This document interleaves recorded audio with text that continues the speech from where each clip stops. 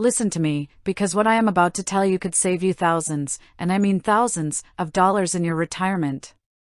Every single day, hardworking people who are retiring or leaving their jobs at age 65 make one massive, catastrophic mistake. They look at their healthcare options, they see COBRA, and they think, oh, wonderful. I can just stay on my company's health plan for another 18 months while I figure out Medicare.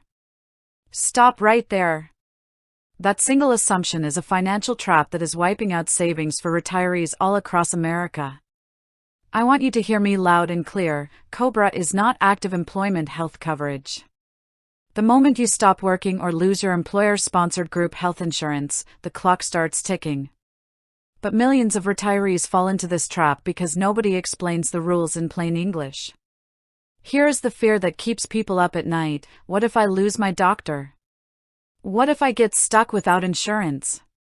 What if I get hit with a surprise bill that bankrupts me?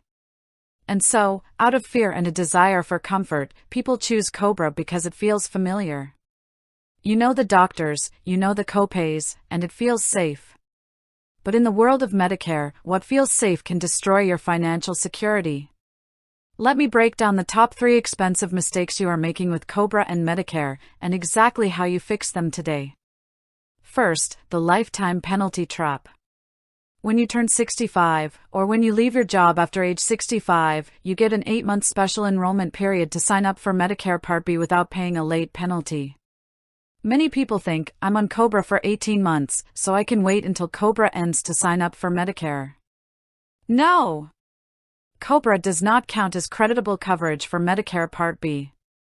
If you wait out those 18 months on COBRA, you have missed your Medicare window. Do you know what happens when you miss that window? You get hit with a 10% penalty on your Medicare Part B premium for every single 12-month period you were eligible but didn't sign up. And that penalty is not a one-time fee. It is a lifetime tax. You will pay that extra money every single month for the rest of your life. Second, the denial of claims nightmare. This is where people get financially wiped out. Once you reach age 65 and become eligible for Medicare, Medicare automatically becomes your primary insurance provider. COBRA becomes secondary. That means if you stay on COBRA and don't enroll in Medicare Part B, COBRA assumes Medicare is paying 80% of your medical bills. If you end up in the hospital, COBRA can refuse to pay primary claims. They will only pay what's left after what Medicare would have covered, except Medicare won't pay anything because you never signed up. You could be left personally responsible for tens of thousands of dollars in hospital bills because of a coordination of benefits technicality. Third, the coverage gap disaster. When your COBRA runs out after 18 months, guess what?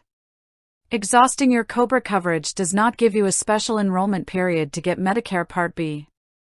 You will be forced to wait until the general enrollment period, which only runs from January 1st to March 31st, and your coverage won't start until the following month.